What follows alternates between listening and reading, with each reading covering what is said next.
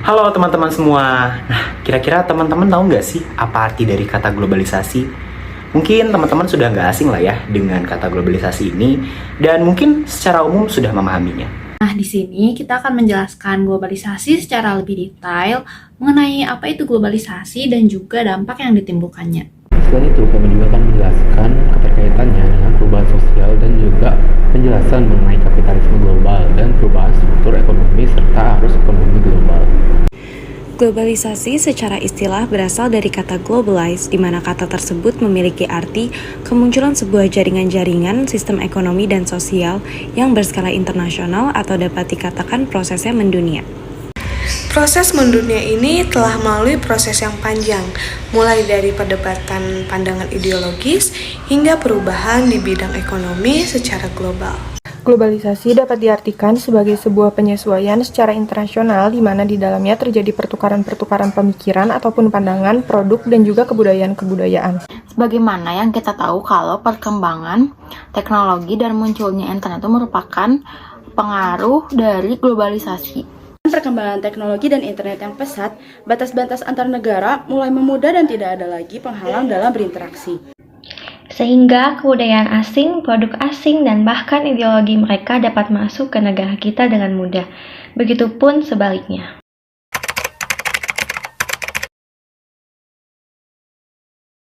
Dengan begitu, hal itu juga menjadi penyebab terjadinya perubahan sosial pada masyarakat secara global. Pergantian sistem dan ideologis perekonomian pada suatu negara maju akhirnya dicontoh oleh negara-negara lainnya, sehingga sistem tersebut mempengaruhi kehidupan masyarakat secara global, dan gerakannya kini sulit untuk dihentikan. Relasi ekonomi yang baru, institusi dan kebijakan, baik nasional maupun internasional, di mana kebijakan terkait pemerintahan, organisasi internasional, bisnis, masyarakat sipil, dan tenaga kerja mengalami pergeseran. Tentunya pergeseran ini mendorong perubahan nyata terhadap kehidupan individual maupun masyarakat, baik dari sisi ekonomi, sosial dan budaya maupun sistem politik.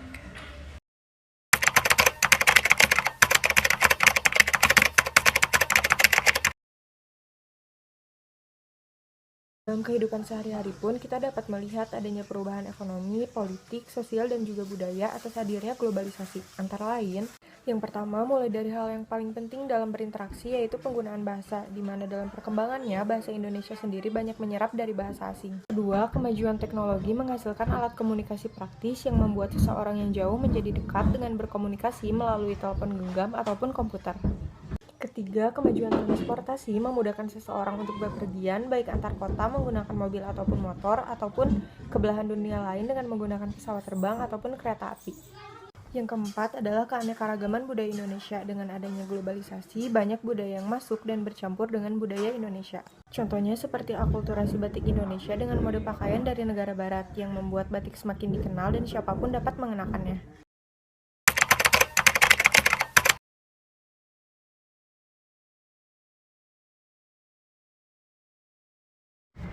Berbicara mengenai globalisasi, tentu harus berbicara juga terkait dengan kapitalisme global. Karena hal tersebut merupakan salah satu hasil implementasi atau perwujudan dari globalisasi itu sendiri. Dengan hilangnya batasan antar negara, menyebabkan produksi, pekerjaan, kebijakan, dan sirkulasi bisnis telah melampaui batasan-batasan tersebut, sehingga terciptalah suatu konsep yang dinamakan kapitalisme global.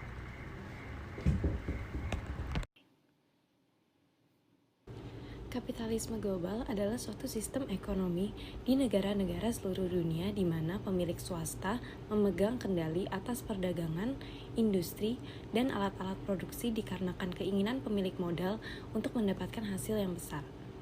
Kapitalisme global juga memiliki prinsip di mana hambatan-hambatan terkait perdagangan, industri, serta alat-alat produksi dihilangkan dengan tujuan progres yang tinggi antara ekonomi nasional dan internasional. Kapitalisasi global memiliki pengaruh yang besar pada urbanisasi, di mana industrialisasi menyebabkan lebih banyak orang tinggal di wilayah perkotaan yang tidak siap dengan pesatnya pertumbuhan penduduk.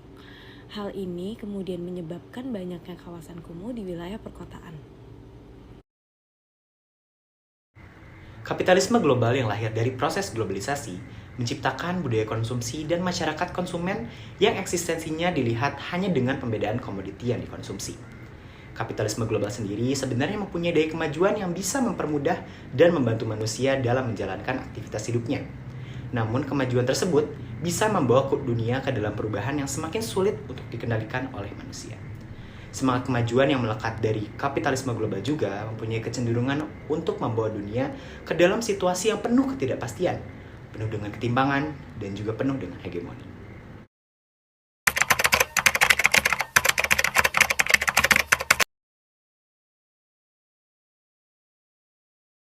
Globalisasi juga menyebabkan terjadinya perubahan struktur ekonomi global. Perubahan struktur ekonomi merupakan suatu gejala yang terjadi dalam dunia perekonomian sebagai akibat pertumbuhan ekonomi atau meningkatnya kesejahteraan dalam masyarakat, sehingga akan berpengaruh pada tingkat serta pola konsumsi masyarakat. Faktor yang menjadi penyebab utama perubahan struktur ekonomi adalah sifat manusia dalam kegiatan konsumsi dengan perubahan teknologi yang terjadi dalam proses pembangunan pada saat itu akan menimbulkan perubahan struktur produksi.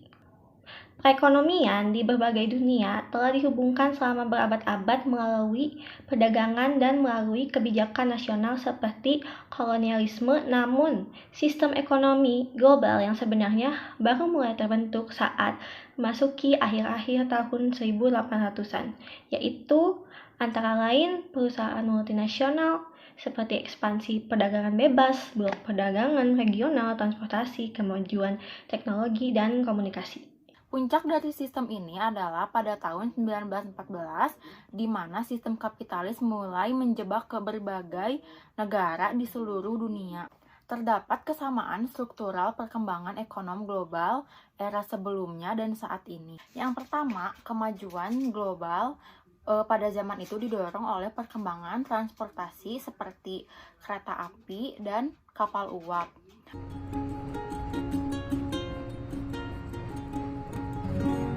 Sementara akhir-akhir ini didorong oleh pesawat terbang, di mana pesawat menjadi sentra dalam perkembangan globalisasi. Yang kedua, komunikasi global pada awal abad 20 didorong oleh telegraf, sementara saat ini oleh internet.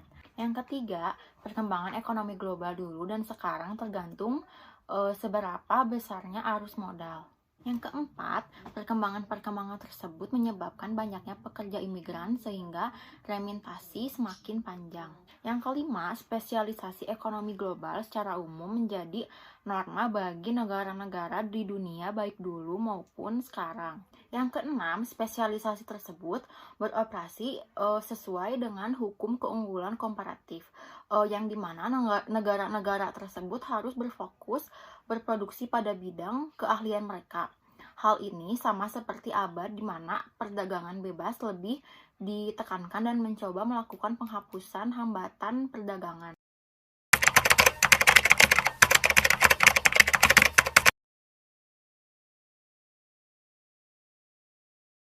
Setelah mengalami Perang Dunia Kedua dan banyaknya peristiwa lain yang menyebabkan merosotnya ekonomi global, masyarakat ekonomi dunia mulai mengubah arus modal mereka. Masyarakat ekonomi dunia mulai menyadari pentingnya perbaikan ekonomi pasca Perang Dunia II dan mulai mengadakan pertemuan-pertemuan untuk mendiskusikannya. Untuk mengatasi depresi ekonomi tersebut, AS dan Inggris merencanakan perbaikan perekonomian global dengan cara mengurangi hambatan perdagangan internasional dan meningkatkan investasi modal.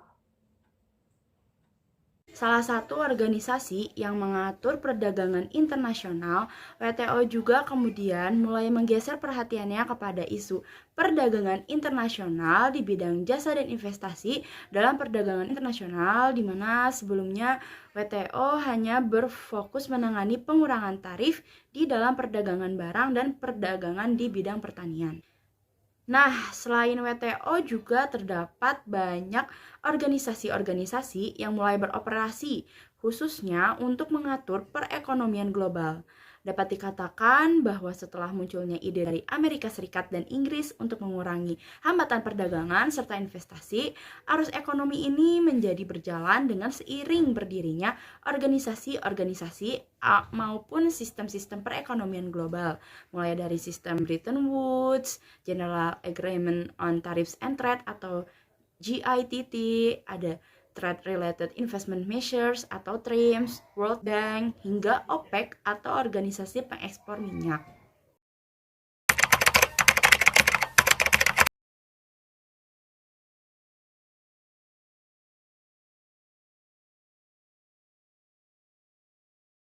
Oke, jadi globalisasi yang menyebabkan hilangnya batas-batas antar negara di dunia dalam berinteraksi ini membuat negara-negara saling mempengaruhi dan bergantung satu sama lainnya, hingga mereka membuat organisasi-organisasi untuk bekerjasama dalam mencapai tujuan mereka. Organisasi-organisasi perekonomian internasional yang telah dijelaskan sebelumnya ini memiliki tujuan dan visi misi serta memiliki caranya masing-masing untuk mengatur negara-negara anggotanya agar tujuan awal mereka tercapai. Dan sistem yang mereka buat ini akhirnya mempengaruhi kehidupan masyarakat negara-negara anggota, bahkan negara di luar organisasi tersebut.